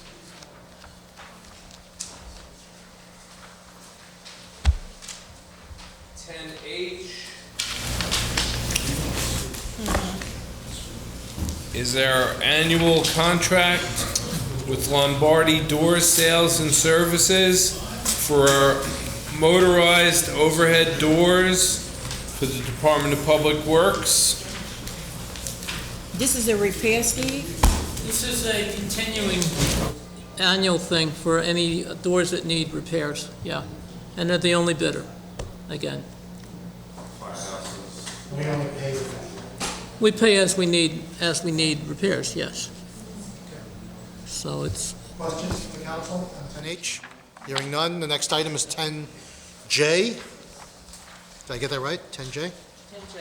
Let me read it. It's a resolution authorizing the award of contract to Universal Vending Management LLC to provide the city of Jersey City with vending machines under state contract. this was the change we made last year, if you remember. We had gone out to bid, then we found a state contract that would give us more money. So we're continuing with the state contract and getting more revenue from it. So there were two bidders, right? The two companies are interested, right? One company is interested? We put this out to bid, and the bids actually came in higher or more costly to us than the state contract. So we rejected the bids and awarded by state contract last year, and now we're just renewing that. Okay, so our commission is there. Our commission is 32.6% of net sales, right? They give us that, yeah. Yes, then now, can you give me the definition of net sales on this contract? Net sales means a lot of different expense they can deduct. So one company can 32.6%, the other company maybe 10%, but definition, depend on definition net sales, maybe 10% we get more commission than 32.6% commission. So this company said net sales, what is the definition of net sales in this company? If you not give us definition of net sales this company, then maybe you are wrong, can be, so give me your definition of net sales. What is this company mentioned?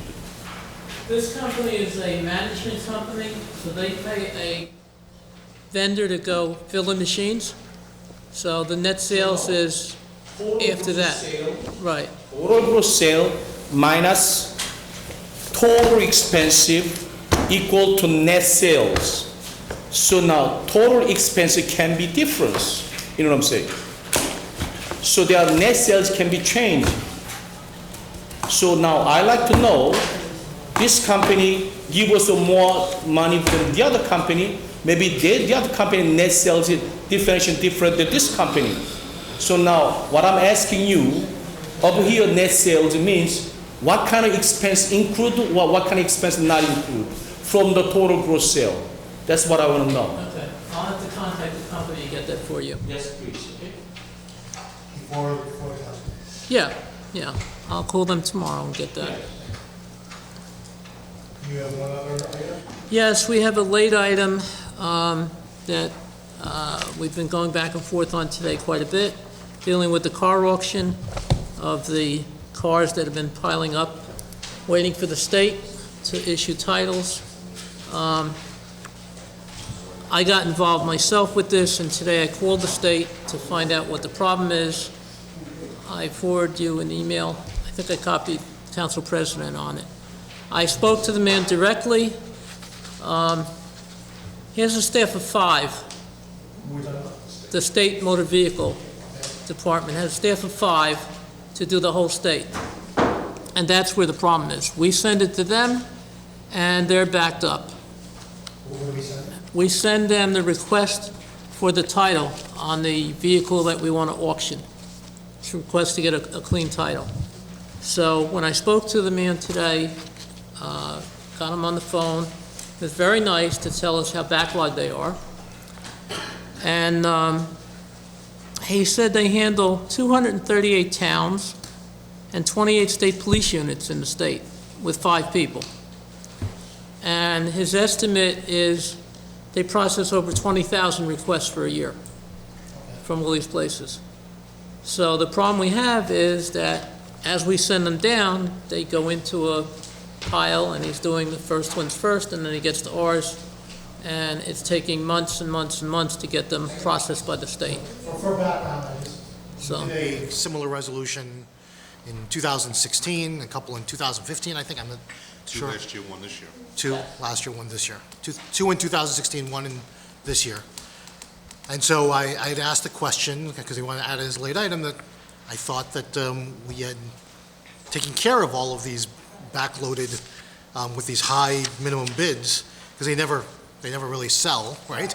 Nobody's paying $76,000 for a 2007 GMC, what is that, tilt cab.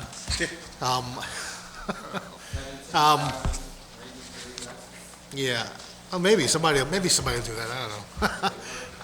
So, anyway, so how many more are there of these, I guess, is more to the point, and just, because I was under the impression that we were done, and we were just trying to start doing things on a more regular basis so that we're not backlogged.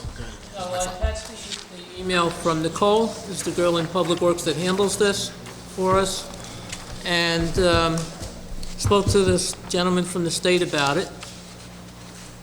They have 37 pending from February 28th that they haven't gotten to yet. Then they have 144 that they received just this past May 15th, this past week, that they haven't gotten at all. And in between this, they do the other 200 and something towns along the way. I understand. So it's yeah. How many more do we have? Like, so are you saying it's 37 and 155? Or are you saying it's 37, 155, and we don't know how much more is still out there? And whatever more cars we take in. Whatever Yeah. more cars we take in. And These cars, the price of minimum bid is based on how much people owe. The storage fee. So the storage company has to recoup their money. But that's gonna change. We are rebidding this out, and we're gonna have 4 locations as opposed to 1, and we're actually changing the daily storage fee from, I think it's $30 a day to $3 a day. So the numbers will never be that high. You know, our law department feels like the law was misinterpreted when it was done at the incinerator authority, so we're correcting that. there's also going to be an ordinance coming that has to be done to change this as well. So we're finishing up the bid spec. Hopefully this week it'll be all set to go, and then there'll be an ordinance probably at your next meeting for introduction that corrects the statute for this. Any questions for Steve on that? Okay. We just want to make clear, the vending machine, when the last time when you have a contract, Councilwoman Candice Osborne and all the council people insist that vending machine should provide the health food. Do they provide the health potato chips and drink? They do provide healthy food. Unfortunately, the healthy food costs more money, so not that many people are buying the healthy food. But the machine downstairs is a special healthy food machine for drinks and snacks. Very healthy. That's in the machine next to it. There's two separate machines. One is healthy. Okay, thank you, Steve. All right, so I think, I can't afford to eat out of those machines. let's take it from the top. I think that's it. All right, so, Is it really? yep. I'm just in shock. The council president gave me an impression that we were gonna be here longer than that. All the other items are still there. Oh, okay. 3A, City Ordinance 17065, an ordinance authorizing the exchange of city property for state property to realign Jersey Avenue south of Mill Creek and execute a conservation easement required by the New Jersey Department of Environmental Protection in connection with the Hudson River Walkway, waterfront walkway. Is this the opening of Jersey Avenue? This is to assist in the building of the bridge. Let me ask something. People down there for years have been violently against this. And today, like one woman said, well, what are we gonna do, have the people coming off the turnpike coming through our neighborhood? This has been an issue for 15 years, Franny? People in my ward love it. Yeah, well. Okay. That way they can get down to the hospital a lot quicker if they have a sucking chest pain. And they're coming down there anyway. Okay, Council President? Yes, question. Okay, so before I started 3A, we finished the budget hearings last week, right? But one of the items still we didn't finish yet is called unclassified items, actually tab section 13. So I'd like to request a day for budget hearing for unclassified items. So can't you, all the council members can attend it? And the number two, this is another, my concern is that even though today's this happened, we're gonna probably issue the capital budget we have, right? This year, 2016. At the end of this year, after we adopt our municipal budget, we will go on to the directors, looking for what their needs are, come to the council later in the fall. So then, if there's a case has happened, I'd like to every department, the capital improvement dollars if they require, I like to itemize a detailed the project and the amount, you know what I'm saying? So that's the way we can discuss like even the allocated dollars for, and also the other hand, 2014 we issued $36 million, and 2015 we issued $26 million bond, and how much we spend based on which project, how much dollars left, okay?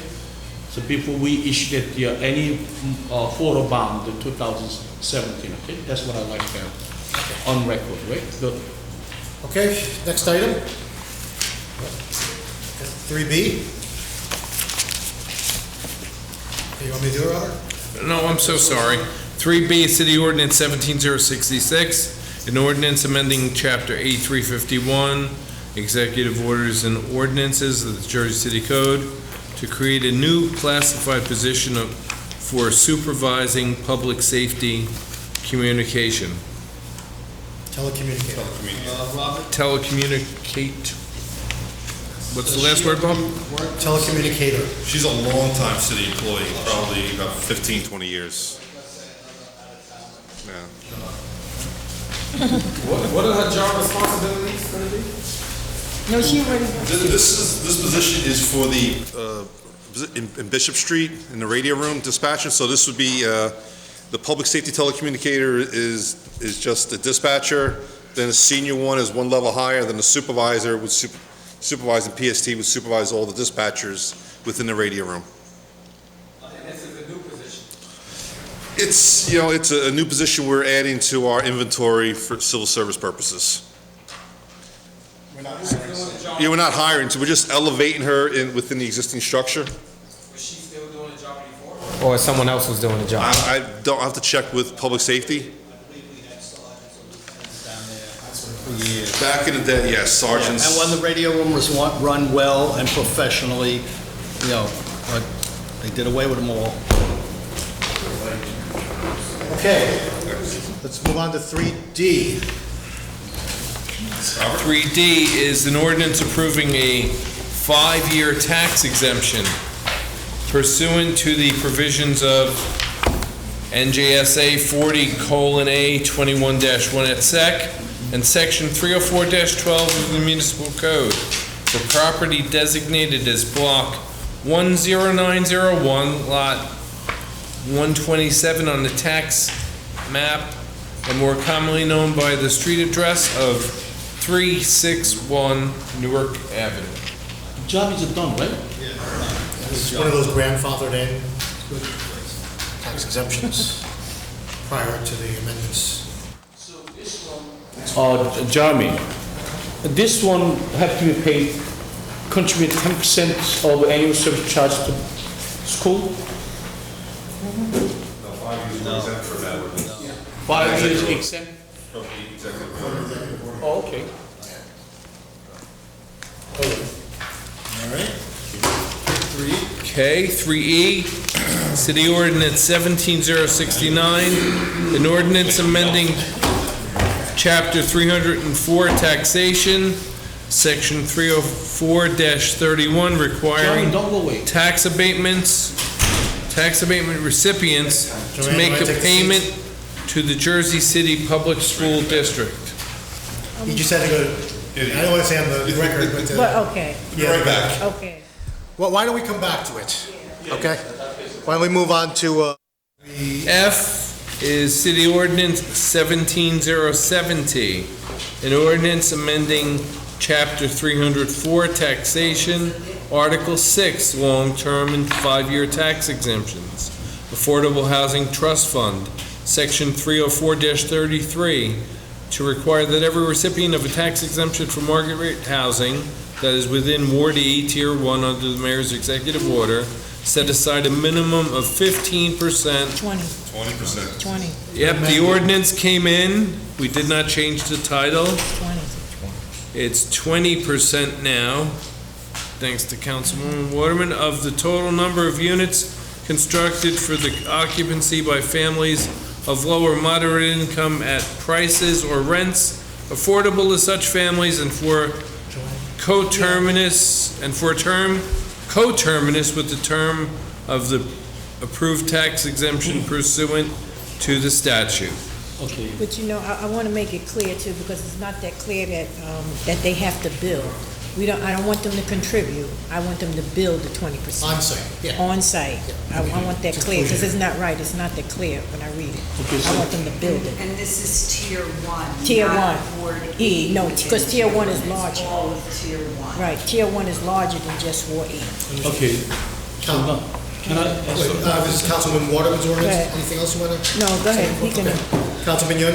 Okay, so now, so tier one, other than Ward E, that's probably, that's what we get the replacement, right? Right, And instead of 50%, they say 20%. yeah, it was Okay. always All right, 20%. so now my question is that they build the housing, whatever they build at tier one, Tier one is by the waterfront all around. Right. Tier one is just a description. Just a description, not the house, it's just the area. When you look at, we understand. Yeah, one at a time. The boundary. Yes, we understand. So my Executive order. so go now- ahead, so and explain tier one. Okay, excuse me. Is the boundary in the mayor's executive order. It's a strict geographic boundary. So 20% will be in tier one. 20% of affordable housing units. Yes. On site. Yes. My next question is that how long? That's what I want to know, because it's not clear. Affordable housing units usually the same term with a tax abatement. So now, but this one didn't say that. So now, Jeremy. We want to make sure it's clear that it's as long as the term is the abatement with the affordable. It says that, but he said he's not clear with it, so. Not clear enough to you?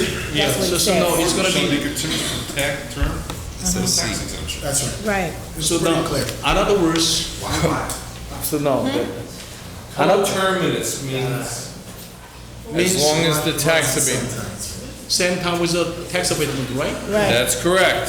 So what they mean there. If it's So the 20, exemption right, is- 10 years. So now, what they means that they build up the units in the waterfront. Now they use that. This were 20% of affordable housing units.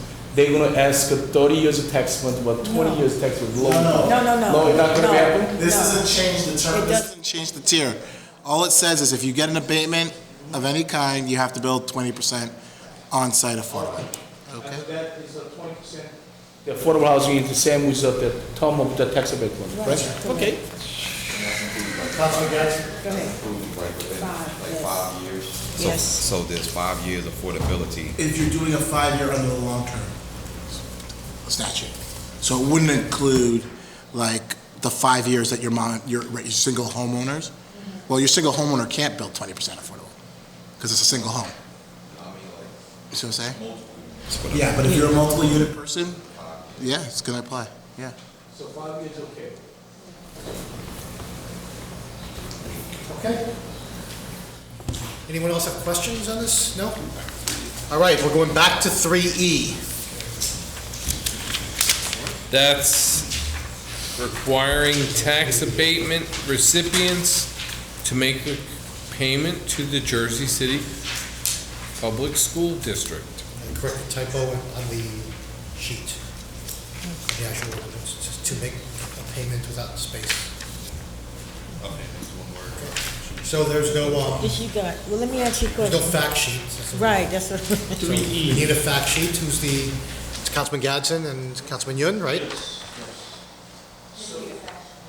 The administration should prepare the fact sheet. No, the sponsor typically provides a fact sheet. That's what I said when I was here. The council people didn't do a fact sheet. Actually, there were no fact sheets. Yeah. Bill, you're not allowed to, you're not permitted. Me and okay, now, Council President, can I? Yes, Councilman. Okay.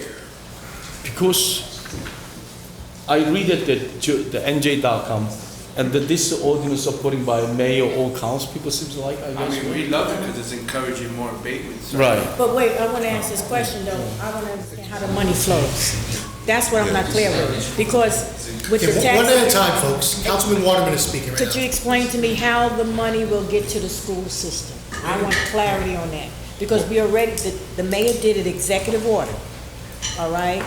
and I know 10% of the tax abatement money that we get will go directly to the school system. Yeah. How is And this so- flowing? And so under the same guise, like when when it's time to pay the pilot, Okay, the money, whatever that you're supposed to have paid conventionally is supposed to whatever go to the public schools. Similar. Is it coming out of the additional?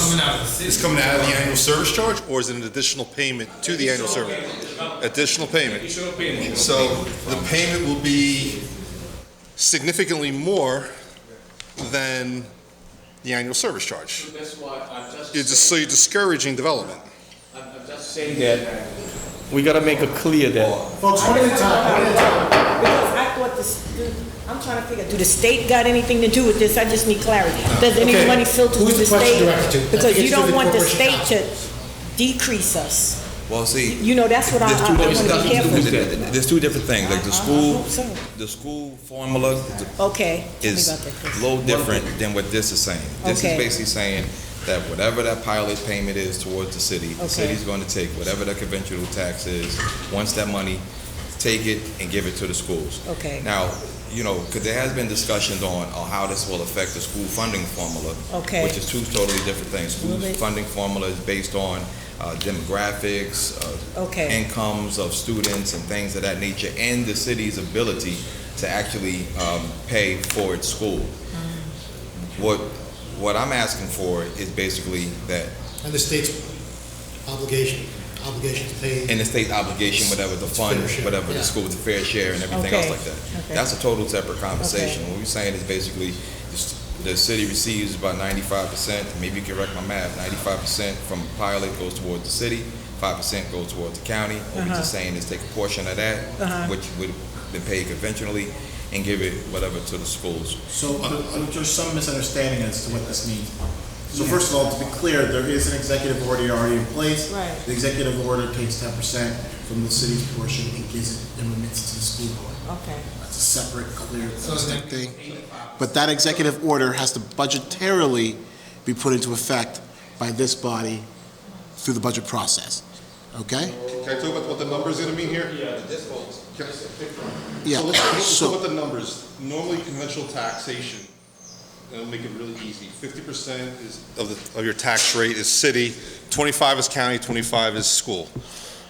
What I just heard, now correct me if I'm wrong, you want to say what would normally be conventionally taxed at the annual service charge. It would be an additional to the annual service charge? So this is what, excuse me, we gotta make it clear.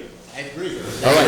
This is not clear. Okay, that's what I'm saying. Pull it until you know, get if it's straightened not out. clear, it's not my fault, not Councilman Chris Gass's fault, actually. Whose fault? It's not a fault. Just we explain it. Yeah, we have to explain to the effect. Okay, listen, shh. Good, I like that. Okay.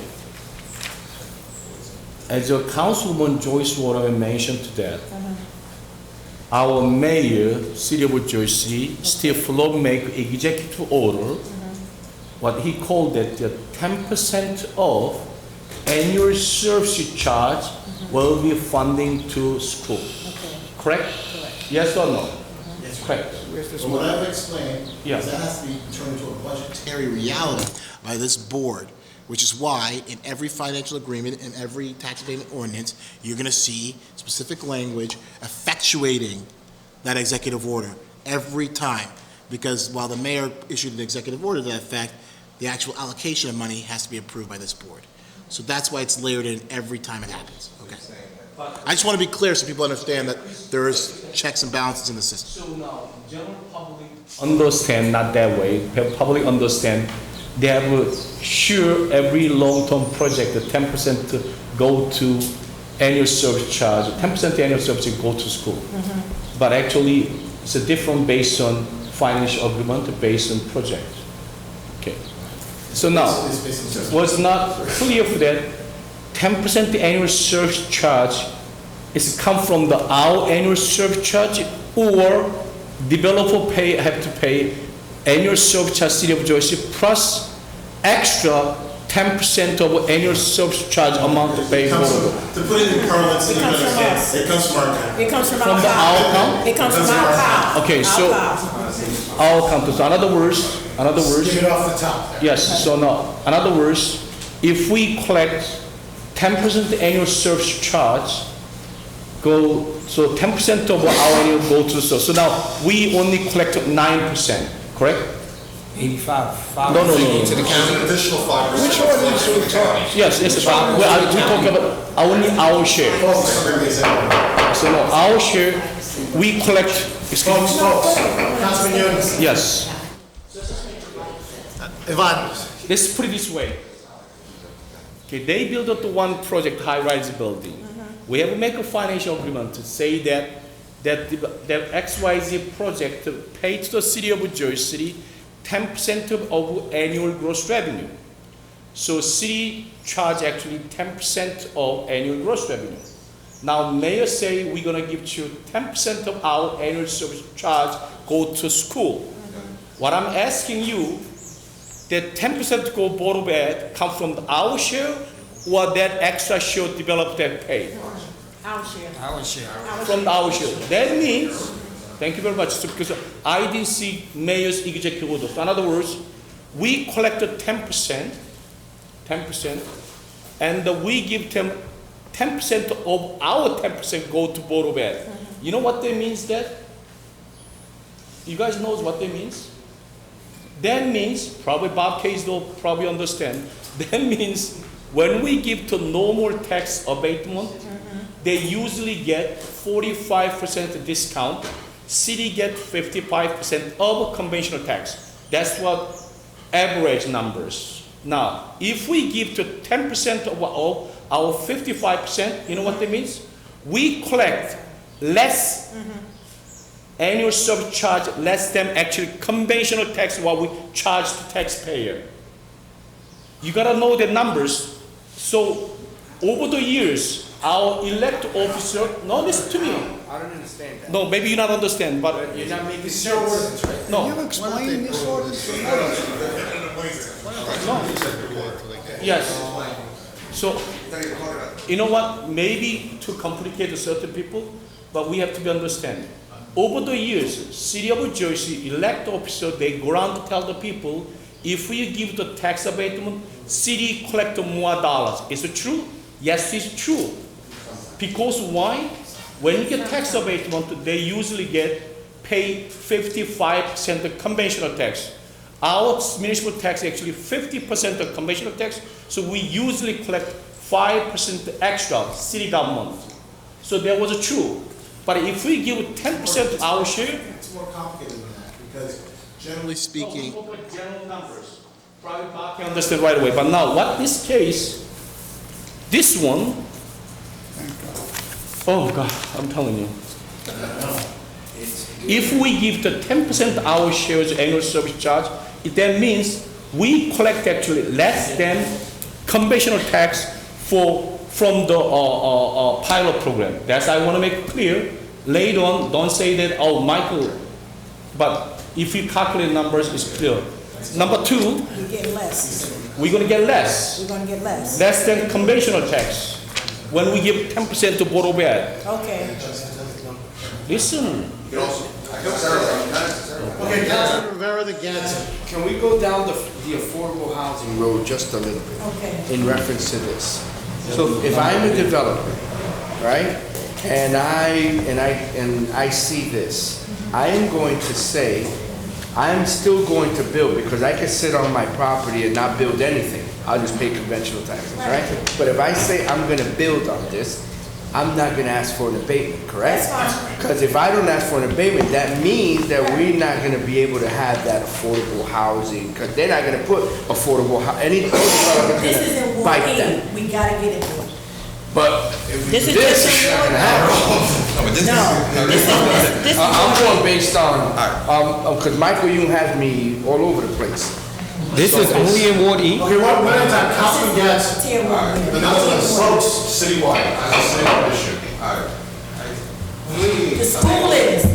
Three, okay, I think We on 3. Mayor. We'll go back to Thank you for bringing. 10% of the annual surcharges, whatever goes towards school. I'm saying, whatever the conventional tax is, you're paying it towards the school. And that's all, whatever, But that's all we're saying. The question that So, everyone's asking, Councilman, is are you saying that in addition to the service charge the city's charging, in the abatement going forward, we would also charge the conventional amount to the schools? Or are you saying the city has to remit from its service charge whatever the conventional amount the school is gonna get? That's what they're asking. all I want to say is that the mayor's 10% basically says, go to the service charge. I'm not saying that. I'm basically saying 25% of that total, whatever, goes towards the school. Kind of like canceling out whatever the 10%. Total of what? Of what the city pilot, or what that pilot So payment. what the whatever city it is. collects, you want What the city 25%. collects, that's it. Or do you want what would have been charged conventionally to come from the annual service charge? No, from the, So no, 25% of the annual service charge. of what is collected. Instead of 10%. Instead of 10%, 25%. Okay, so then now, So that's, see, so now, then I'll. even more to your argument that we're losing money. So now, Okay. this is now. Wait, which one? No, Councilman no, Young? yes, me. Okay, go, Gajewski. go, Okay, Councilman Gajewski. Okay, the question is, because I'm getting really confused, and I'm sorry, I'm not picking on you, but your explanation really went off the wall there for a few seconds. The 5-year tax exemption, it says right here. So if someone gets a 5-year tax exemption, it shall be approved, and if you go to the bottom, it basically says, shall be approved. You got to make a payment to the Jersey City School District equal to the amounts that the school district would have otherwise been paid if the property taxes have been subject to conventional taxes. So what do they get in year one when the city gets zero? What do the schools So get? now, okay, so now this is what Because is the happening. first year we get zero. So now, We get zero. 5 years tax went to first year zero, but now difference 3. Because of the way he wrote it. Thank you for Simple reading. explanation. Yes. You know what, actually, even though I make a simple No, explanation. what do they get? No, That's listen the to me. question. No, listen to me. I'm going to show it to you. Even though we make a simple explanation, They get nothing, they just said. Okay, one at a time, one at a time. no. Here you go. Oh, dear. There has to be an answer. What's the amount that you get if the city is getting zero in the first year of a 5-year tax exemption? Okay. It has to be either they're getting Okay. zero or they're getting an amount. This is what I calculated. And what did you calculate for zero? Okay. For first year? No, let's just bring that down. 5 years of tax amendment. So I'm going to explain to you. The second year, because they pay 20% of the tax for the 5-year tax amendment, so they pay $21,527 for the city of Jersey City. If you see that My question is 3D, the first year. no, that's what I'm saying. Just look at it. You're talking about the second year. It's No, the no, no. first year. 5 years of tax amount. The first year you get the free, no tax. Zero. So Zero. the answer is zero. Yeah, zero. Thank you. So second year, Answer my question. no. Second year, we come. You answer my question. That's why I was trying, Mike. I was Okay. trying hard. Second year, Bob K, you take a look at this one. Which one are you talking about? 3D, I'm gonna explain to you. Tax amendment, the second year they pay $21,527 for annual service charge city of Jersey City. If we put in the way we say here, they have to pay extra for school $26,000. You know what I'm saying? So when you put your total, they're almost $57,000 tax that they pay. If you go down to the 5th year, Well, we can hold you there for a second. Now I'm lost again, because I thought it was an additional, I thought it was coming out of our annual service charge I heard earlier. So in that scenario, we'd be losing $4,000. Right, thank you very much. See, now. It'd be a loss. This is impossible. So now, what I'm saying is that, I don't know who wrote this one. Who wrote this order? No. Actually, we give the idea, but that have to be adjusted a little bit. You know what I'm saying? So I like to. Okay, go ahead. You want to know, right, they want to go back to the Yes. affordable. Y'all You know what I'm want saying? another Because- question on affordable units, right? All right. Okay. We withdraw this one, and we're gonna be adjusting the word a little bit, okay? And get better numbers. They want to go back to affordable. Okay. They want, Danny, you had a question about the affordable units downtown. Because he threw me for a loop. I had no idea where I was. The biggest roller coaster ride in the Caucus. Because downtown only has 800 affordable units. Exactly. So that's why this ordinance is for tier 1, which is the majority by downtown. And if anybody builds, we want at least 20 units built in. Because Ward F have over 3,000 and something affordable units. I done did the math. So Ward E needs to spread out and get affordable units. No, I'm talking about my affordable units one. I'm not talking about his. I'm confused with his. Only tier 1. Okay, and only tier 1. This is only tier 1. And then I'll visit it again and see how the development develops. That's why I only did tier 1. All right, guys, so we're moving on to second reading ordinances, and I just wanted to say that one ordinance that was discussed and we tried to move forward was the municipal ID program. But we've been working with the Immigration Commission on that. They had a series of ideas that came back to me through the attorney that's staffing that board, and I think that this is actually not ready for us to adopt yet. So I'm going to ask that the council table it and give the law department a chance to look at it. They asked for changes to the renewal fee. I just got to check that out and check some of the costing of the program. And also, I don't feel comfortable yet, per Councilman Young's point, with all the validating documents that we're going to rely on to create the ID. I just want to make sure that we're completely perfect on the law there. Thanks for your focus issue. I had a phone conversation with that, what's her name, the Barbara? What is her name? Barbara Camacho? Hey, Barbara Camacho. Actually, I suggest a few ideas. Because, you know, which way we move or try to help them is reasonable. But, you know, I give some ideas. So if you speak with it, Shoot an email to someone on the commission. Who's on the commission from the council? I am, and Danny. Shoot an email to Danny or Rolando with your ideas so we can get them incorporated with the commission discussions. Yes. Okay? Okay.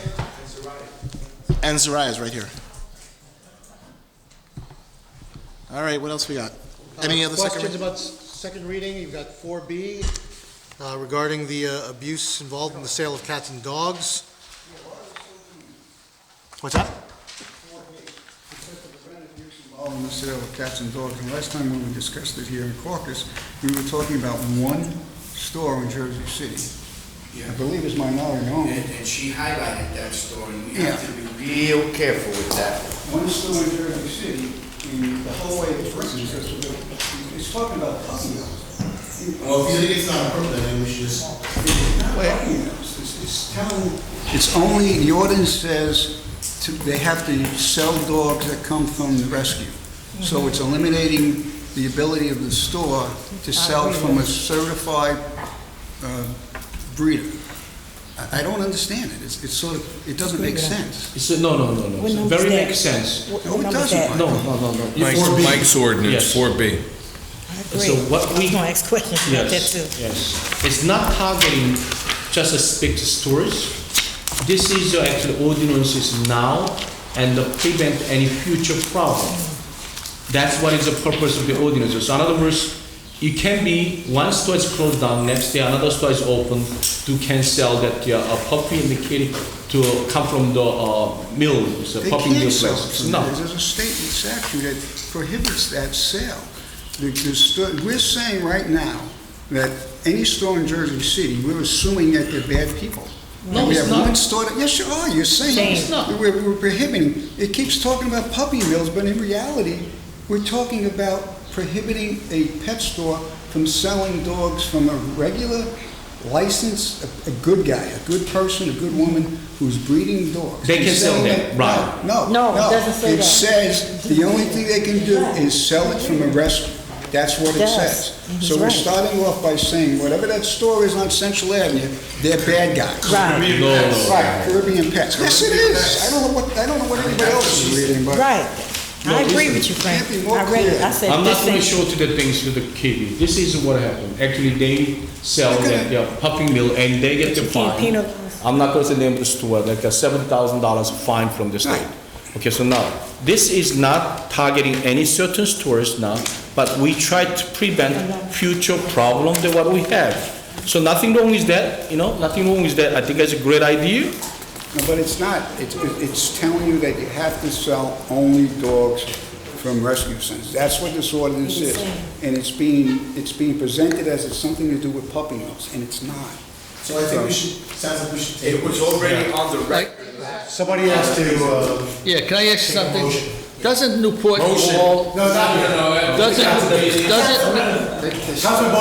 doesn't Newport Mall sell dogs and cats too? Sorry, Councilman Bojano. You said Newport Mall. Newport Mall, don't they sell dogs and cats too?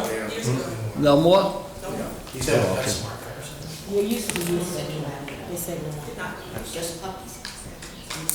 If somebody's your puppy mill, I'm against them 100%, but that's Right. not what this bill That's what is. you're saying. I mean, what this thing is saying. It's not. It's Okay. not clear. It's not clear. Not clear, so make it clear then. yeah, we'll come back to that. Yeah. So, what will be the council's pleasure on that? Yeah, defeat it. We should defeat that one. Can we amend that? Then that's something I'm going to present to them Wednesday, small amendment, that like a private, the breeding by, person so-and-so can be okay. What? Maybe you need to Yeah. table and sit down and talk to people Yeah. that have Okay. animals. Yeah, I think council, folks, I think what we need to do, is defeat it. Let's have another draft brought back that actually addresses puppy mills. I think that's the right thing to do. All right. Council members, the resolutions that were not covered. 10A is a resolution authorizing the emergency temporary appropriation. 3B is a resolution authorizing the circulation of a preliminary official statement and final official statement in connection with the sale of the city's bond anticipation notes, Series 2017B, federally taxable in the amount of $6,955,000, and approving a continuing disclosure certificate with respect to said notes of the city and authorizing and/or ratifying other actions in connection therewith. 3C. So, but can you explain a little bit more? We have existing notes out there, and they come due next month, so we're just rolling them over. Yeah, so it's not new debt, it's existing debt, and it's just a document that we officially we're required to advertise.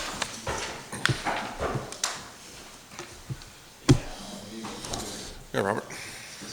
3C.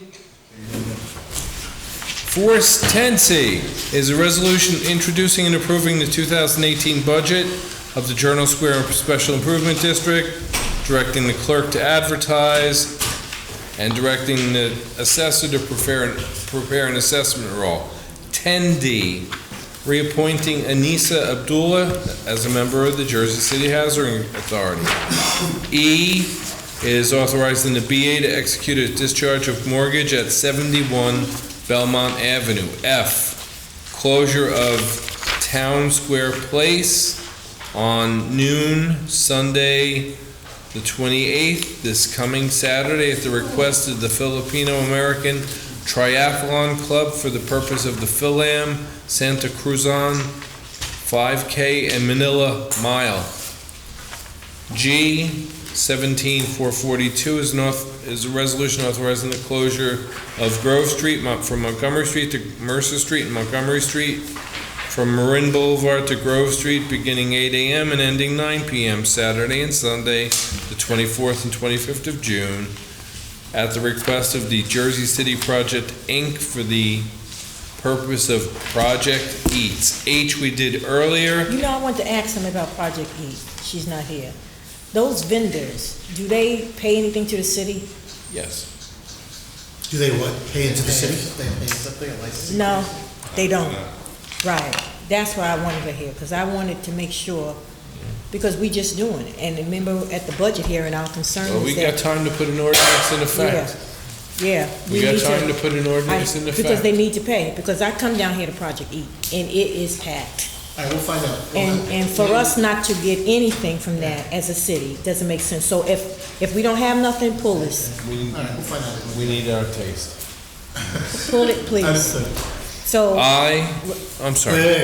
Rolando? Yes. If we can't have nothing, could we just please pull this? The administration's call to pull the resolution. Oh, administration, can we please, if we can't get anything I'll for reach them out to? to Elizabeth as soon as we're done. Okay, thank you. We did H, the overhead doors. I, we're amending a contract with Turnout Fire and Safety for the replacement of personal protective and gear under state contract for the Department of Public Safety, Division of Fire. J and K were done earlier. L is the resolution award of contract, a competitively bid contract to McNerney and Associates, Inc. to provide appraisal services in connection with the property tax appeal cases filed before the Tax Court of New Jersey for calendar year 2017. We did M. N is authorizing the execution of an agreement between the City of Jersey City and the Jersey City Supervisors Association. O is a resolution honoring Joe D'Souza on the occasion of his retirement. P is a resolution honoring Vivian T. McCray on the occasion of her retirement for 20 years of services to the City of Jersey City. Q is honoring James J. Miller on the occasion of his retirement. Okay, so Bob, this 10A. 10 what? 10N. 10N. Yeah. Okay, supervisor contract? Yes, so we have to make the contract, so we're gonna approve the contract, right? So my question is that we're gonna be back paid 2015, 16, and the 17 in some month. Do you know how much the total cost will be? For the supervisors? Yes, supervisor itself. I have that downstairs. I can get that for you by tomorrow. And just about the not supervisor, regular city employees, they have the contract now, right? Local 246, this council approved their contract about 2 months ago. That's the largest civilian union, so that's done. Supervisors hopefully will be approved this week. Next one on our agenda would be the Local 245, which is primarily the blue collar from DPW and Recreation. We're going back and forth with them. It's been a contentious negotiating session with them. But hopefully with these two done, it will lead us in the right direction. And then we have a couple little ones, the crossing guards and Local 68. They usually fall right in line once everything else is done. So can you give us Excel sheets, which union agree and, how much? Current status of the contract? Yeah. Yep. In the 2015, 16, 17 will be, how much cost will be, All right? Thank you. Now, question for you, is it budgeted or is it Yes. the retroactive stuff? Yes, we do. We did have money set up in reserve for retroactive pay. Carried over from previous budgets or in this budget? It was carried over from previous budgets. Okay, we're at, where? We're at Capcom on the occasion of their 27th annual Friendship Night and Coronation Ball. S is designating May 21st through May 27th as Emergency Services Week. T is a resolution commending Hector Santiago for his heroism and bravery. Oh, before we go, did anyone notice in the paper that Hugo Velasquez used to come to a lot of council meetings, passed away? No? Hugo Velasquez? Who's that? Guess before your time, perhaps. Prior to this council. Just on Hector, who's Hector Santiago? Hector Santiago No, who's the is, sponsor, I'm sorry. I'm sorry. Maybe the mayor's office? Okay, no, I'm just wondering if anyone's presenting. Okay. All We can keep right. moving. T, Hector Santiago for his acts of heroism and bravery. It's actually a Jersey City, never mind, that follows. U is a resolution amending, a resolution awarding a professional service contract with the law firm of Palumbo, Renaud, and Apoliano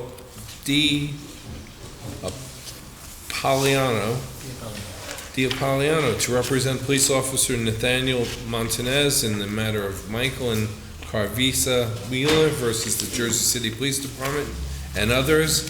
V. The title needs to be fixed. It's resolution amending, resolution awarding, at least on my sheet. Go ahead.